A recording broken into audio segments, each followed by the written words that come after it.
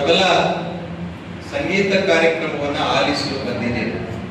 ಈಗಾಗಲೇ ಇಬ್ಬರು ಅತಿಥಿಗಳು, ಒಬ್ಬರು ಉದ್ಘಾಟಕರು ಮತ್ತು ಅತಿಥಿಗಳು ಮತ್ತು ಅವರು ಇನ್ನೋರ್ವ ವಿಶ್ವಕರ್ಮ ಸಮಾಜದ ಮುಖಂಡರು ಬಹಳ ಚೆನ್ನಾಗಿ ಹೇಳಿದ್ದಾರೆ.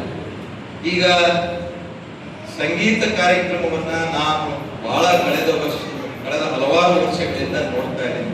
ನಮ್ಮ ವಿಶ್ವಕರ್ಮ ಸಹೋದರ ಶ್ರೀಶೈಲ ಮತ್ತು ಮನೋಹರ್ ಅವರು ಒಂದು ಫ್ಯಾಕ್ಟರಿ ಒಳಗಿರುವಂತಹ ಒಂದು ಇಂಗ್ಲಿಷ್ ಮೀಡಿಯಂ ಸ್ಕೂಲ್ ನಲ್ಲಿ ಸಂಗೀತ ಟೀಚರ್ ಆದಂತವ್ರು.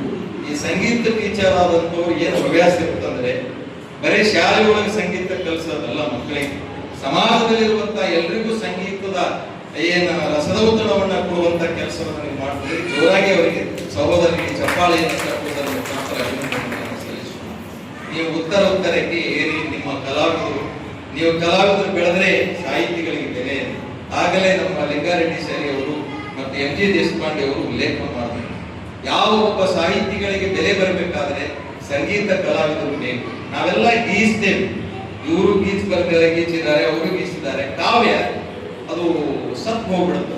ಅದು ಸತ್ ಹೋಗ್ಬಾರ್ದಂದ್ರೆ ಕಾಲಕ್ಕೆ ಜೀವಂತವಾಗಿರ್ಬೇಕಂದ್ರೆ ಆ ಕಾವ್ಯಕ್ಕೆ ಸಂಗೀತದ ಲೇಪದ ಅವಶ್ಯಕತೆ. ಯಾಕ್ರಿ ನಮ್ಮ ಕಲಾವಿದರು ಹೋಗ್ತಾರೆ ಈ ಮಾತು, ನೀವು ನಾವು ಒಂದು ನಾಣ್ಯದ ಎರಡು ಮುಖ